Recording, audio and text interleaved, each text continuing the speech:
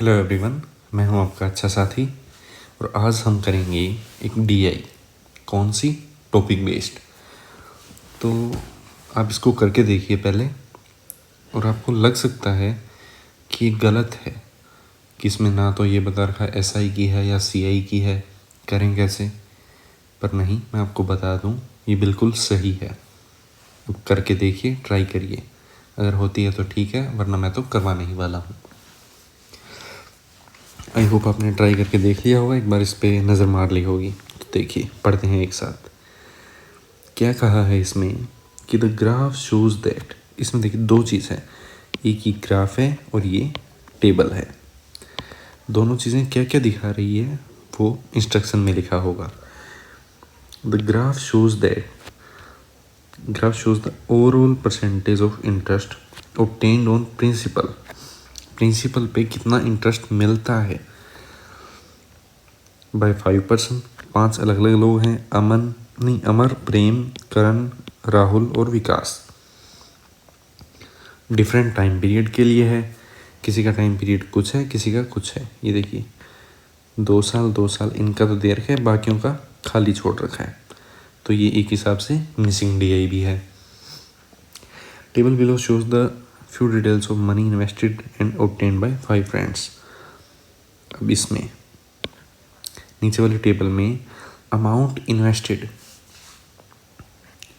Means principal value of a person. Amount invested जो है उसका मतलब है कि प्रिंसिपल कितना है, कि कितना पैसा उसने लगाया है। जैसे अगर अमर की बात करें तो उसने 25,000 रुपये लगाए हैं, बाकियों का किसी का पता नहीं। अमाउंट ऑब्टेन्ड, इसका मतलब है amount which he received after given time period, कि अगर उसने कुछ पैसे लगाए उसके ऊपर उसको कुछ ब्याज भी मिला है। और ब्याज को और प्रिंसिपल को मिला के, यानी प्रिंसिपल और इंटरेस्ट को मिला के जो पैसे बने हैं उसको अमाउंट कह रहे हैं। तो वो अमाउंट क्या है? जैसे प्रेम की दे रखी है 24,000, ये वो चीज़ है। और ROI है rate of interest per annum. ठीक है, अब सवाल देखते हैं। सवाल से पहले देखिए, जब हमें दो चीज़ें दे रखी हो, दो पाई चार्ट हो या दो बार ग्राफ, लाइन ग्राफ, कुछ भी हो, एक पाई चार्ट एक लाइन ग्राफ, यानी दो टाइप का डाटा दिया हो, तो उन दोनों को जोड़ने के लिए कोई ना कोई कड़ी होती है। इसमें क्या है वो देखिए। ऊपर वाले में अगर मैं बात करूं अमर की, तो ये क्या चीज़ दिखा रहा है कि 20, ये 20 मेरे को क्या बता रहा है कि इंटरेस्ट कितना मिला है। कि अगर अमर ने 100 रुपये लगाए तो उसको मिलेंगे 120।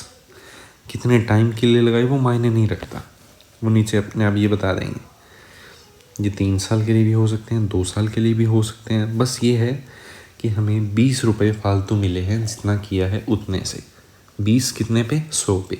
अगर 200 लगाए हैं तो 40, यानी 20% वो बता रहे हैं। अब देखिए सवालों पे आते हैं। तो हमें यहाँ से अमाउंट मिल सकती है पहली डीआई से, कि अगर मैं अमर की अमाउंट निकालना चाहूँ तो मान लिया अगर उसने 25,000 रुपये लगाए हैं जो कि दे रखे हैं, 25,000 का 120%, क्योंकि 20% फालतू मिला है। 120% क्या आएगा?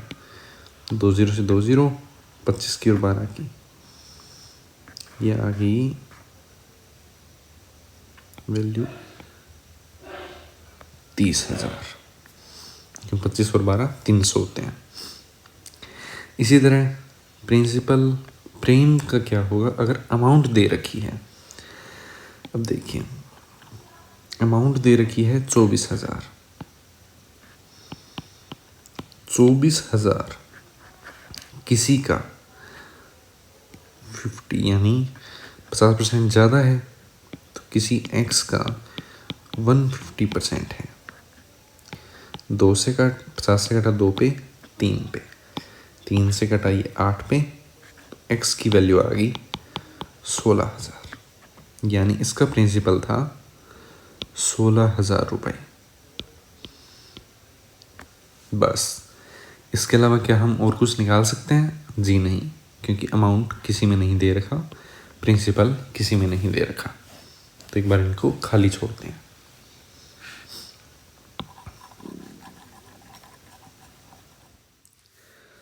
आइए अब देखते हैं इस डीआई का पहला सवाल। क्या कहा है कि अमाउंट ओब्टेन्ड बाय विकास आफ्टर 2 years। विकास ये है, after 2 years is submitted in the bank. ये रहा विकास। मान लिया इसने शुरू में लगाए थे 100 रुपये, 2 साल बाद बैंक में इसने सबमिट कर दिए। कौन से बैंक में? Whose interest rate is same as that of Karan. कि ऐसा मान लो कि वो पैसे करण ने लगा दिए हों आगे। लेकिन सबसे पहले विकास को मिले कितने थे? विकास को 2 साल बाद मिले 21% ज़्यादा, यानी अगर 100 थे तो 121 हो गए। अब इसको आगे कितने पे लगा दिया? उस रेट पे जितने पे करंट का बैंक देता है इंटरेस्ट। करंट का बैंक कितना देता है? करंट का बैंक देता है 44% बना देता है, कि अगर 100 है तो 144 बना देता है। तो 121 का 144%। तो मैं इसको मल्टीप्लाई करूँगा 121 के 144 के साथ, वो क्या होगी? 121,144.14, 8 और 4 12, 1 4 और 1 5 और 8 13 और 1 14, बच गए 1 1 4 और 2 6 और 1 7 1। ठीक है, 17424 अपॉन 100 है, तो 2 के बाद डेसिमल। हमसे पूछा क्या था? Find the total amount with him after 2 years, further 2 years। कि जब करंट वाले इंटरेस्ट पे अगर वो पैसे लगाता है, is what percent of his initial principal. Initial principal का कितना परसेंट है? तो ये हमें मिल गया कि अगर पहले 100 था, अब इतना हो रहा है, तो 174.24, 100 का कितना परसेंट है? Into by 100 into 100%, same value ही आएगी। तो अपना आंसर हो गया 4। लेकिन अगर यही सवाल ऐसे पूछता कि व्हाट परसेंट मोर, यहाँ पे एक बीच में मोर वर्ड और ऐड कर देता, तो ये आंसर हो जाता ए। क्योंकि कितना ज़्यादा है? 100 से कितना ज़्यादा है? 74.24%, तो वो आंसर हो जाता। ठीक है, अगला सवाल देखते हैं। ये देखिए, इसमें क्या कहा है कि ग्राफ हमें दिखा रहा है। चलिए, वो इंस्ट्रक्शन तो सारे सेम हैं, सवाल चेंज हुआ है सिर्फ। इसमें क्या कहा है? If Karan had invested his amount for 1 more year। Karan अगर अपने पैसे 1 साल और लगाता, then amount received by him is 6336 more than now. अब से इतने ज़्यादा, अब जितने पैसे हैं उससे इतने पैसे ज़्यादा मिलते उसको अगर 1 साल और लगाता। लेकिन हमें ये नहीं पता कि वो SI पे लगा रहा है या CI पे। कोई बात नहीं, हम दोनों केस लेके चलते हैं। क्या पता SI पे लगा रहा हो और क्या पता CI पे लगा रहा हो। पहले देखते हैं SI पे। अगर मैं SI की बात करूं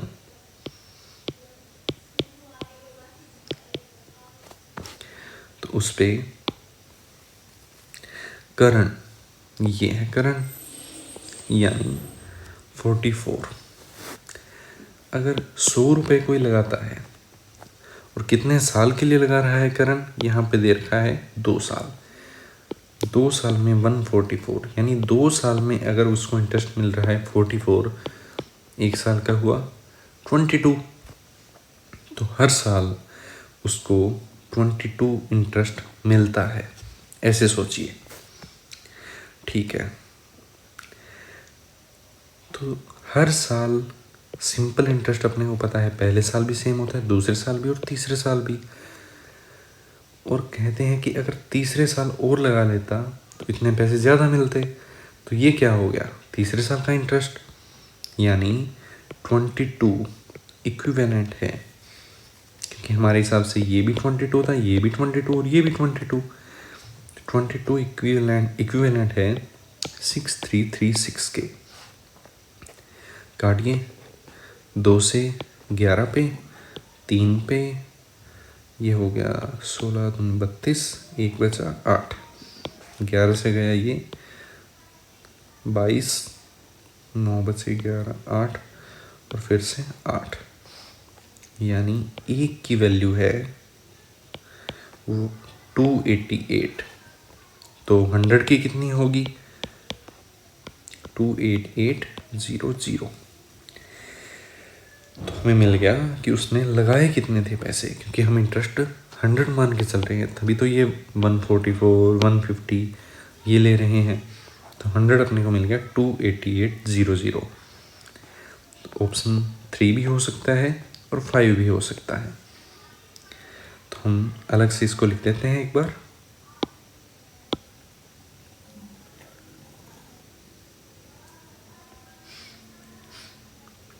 SI पे अपने को मिला है प्रिंसिपल 28800। उसके बाद CI का भी देखते हैं। अब CI पे देखिए, अगर करण 100 रुपये लगाता है, कितने साल के लिए लगाए थे, 2 साल के लिए, और ये मिलते हैं उसको 144। तो हम रेट ऑफ इंटरेस्ट देखते हैं कितना हो सकता है। अगर ये प्रिंसिपल है, ये अमाउंट है, तो रेट ऑफ इंटरेस्ट हम ऐसे ही निकालते हैं कि अमाउंट बाय में प्रिंसिपल देख लेते हैं। और अगर 2 साल है तो नीचे 100 का स्केयर बनाते हैं, 3 साल है तो 100 का क्यूब, यहाँ पे स्केयर है, स्केयर आएगा क्योंकि 2 साल के लिए है। तो 100 की पावर 1 तो पड़ी है, 2 बनाने के लिए ऊपर नीचे 100 से मल्टीप्लाई। ठीक है, अब नीचे बन गया 100 का स्केयर, ऊपर क्या बना, ये 12 है, ये 10 है, इसका स्केयर है। तो 120/100 का होल स्केयर। 120 क्या है, 100 से 20 ज़्यादा, यानी रेट अपने को पता लग गया 20% है। अब देखिए, रेट अपने को पता लग गया कि CI पे 20% है। अब इसका यूज़ करेंगे, कैसे करते हैं।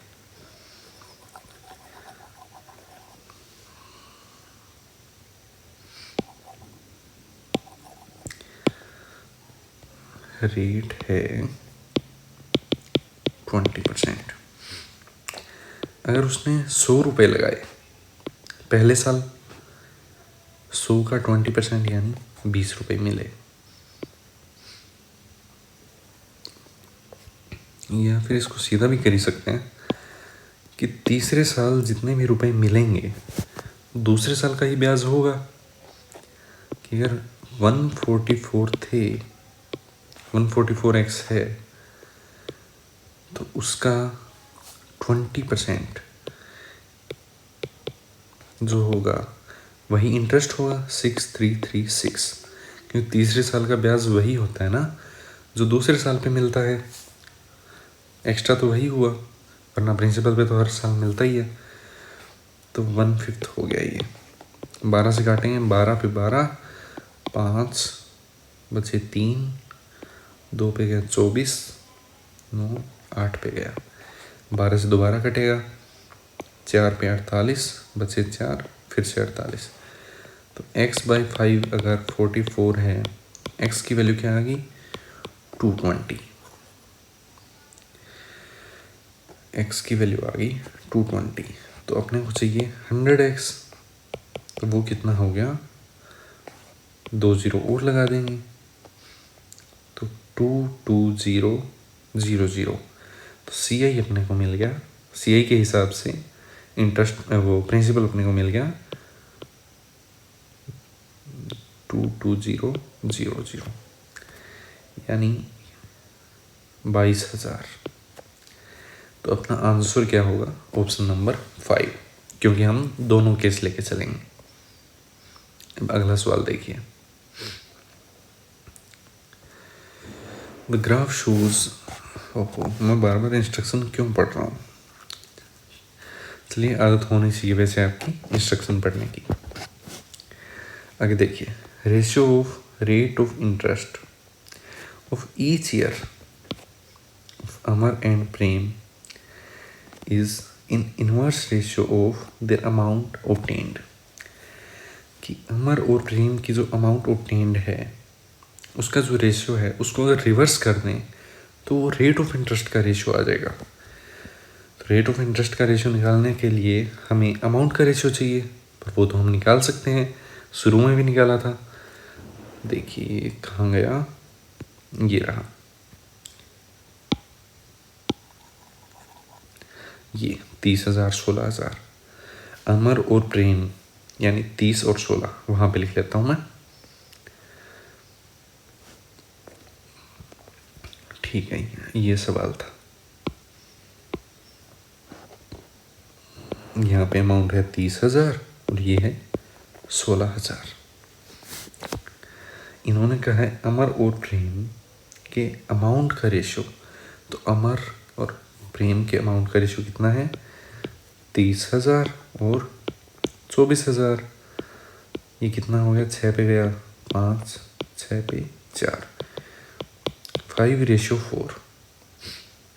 ये तो आया अमाउंट का रेशियो। लेकिन उन्होंने कहा है कि जो रेट ऑफ इंटरेस्ट है वो इसका रिवर्स होगा, यानी 4/5। अब देखिए करंट, ठीक है। Find the ratio of their time for which they invested if given that both invested at SI। अगर दोनों ने SI पे इन्वेस्ट किया है तो उनके टाइम का रेशियो बताओ। अब हमारे पास प्रिंसिपल भी है, रेट ऑफ इंटरेस्ट भी है, अमाउंट भी है, तो टाइम आराम से निकाल सकते हैं। कैसे? रेट ऑफ इंटरेस्ट, ठीक है।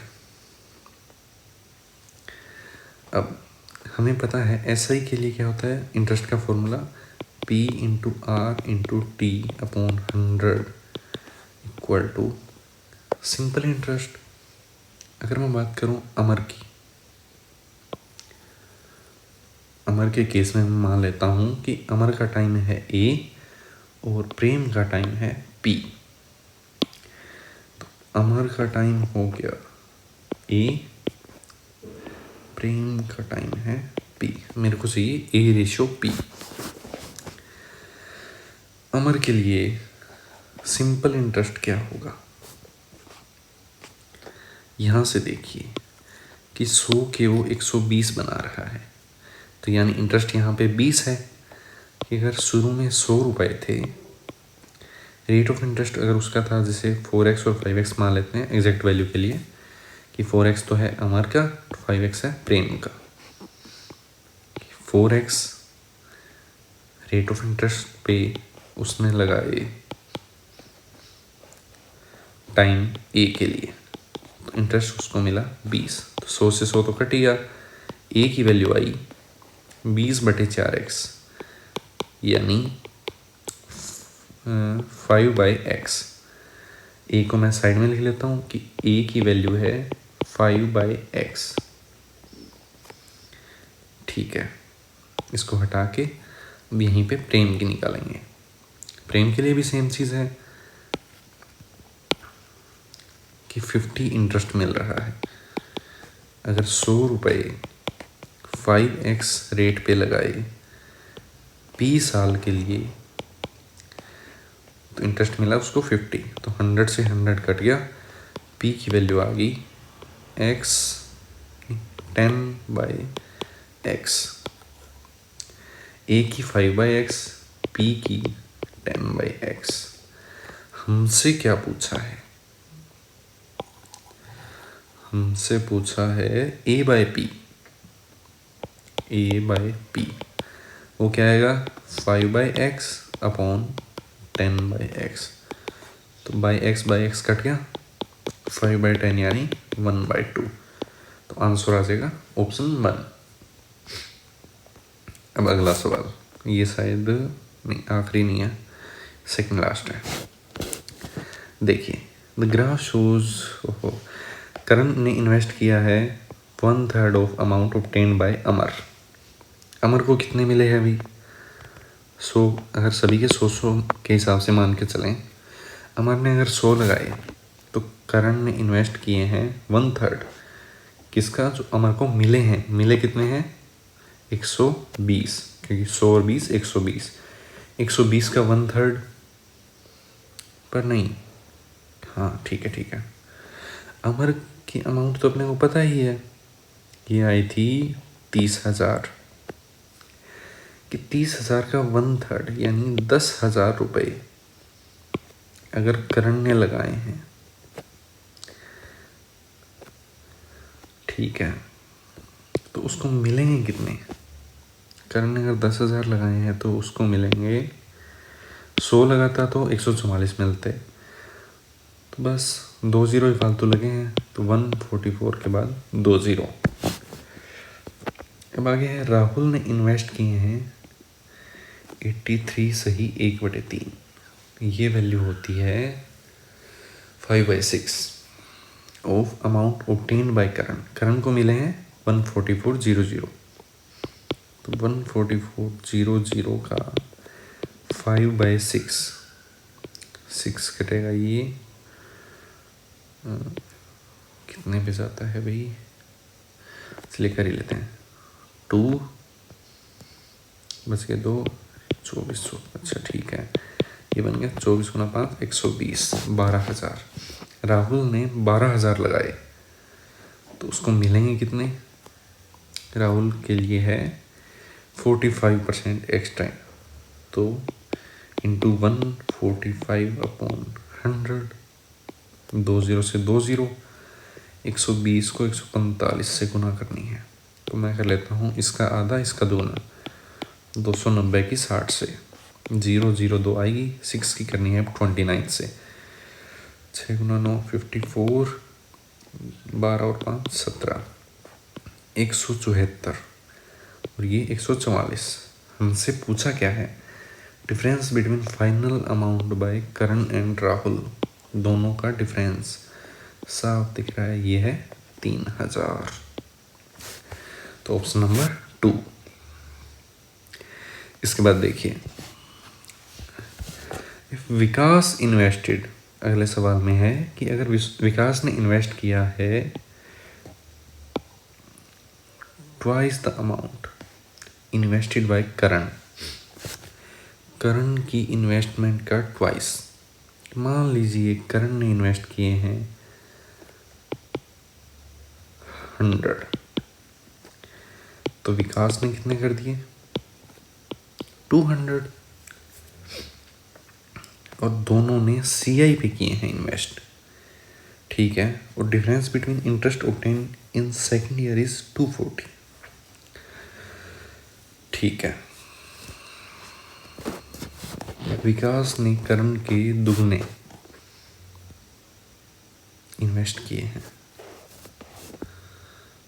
करण और विकास दोनों की वैल्यू अपने को पता नहीं है, इसलिए मैंने 100 और 200 मानी है। अगर बात चलती अमर प्रेम या किसी और की, अमर या प्रेम की, फिर क्या पता हम कर लेते। देखिए,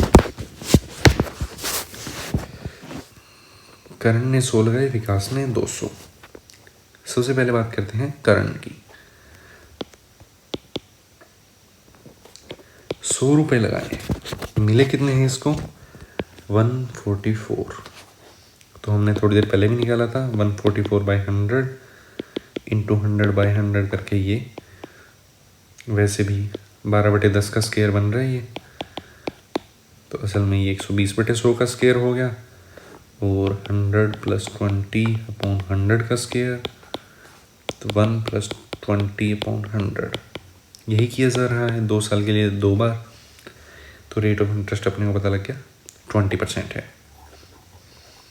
तो करण के लिए तो है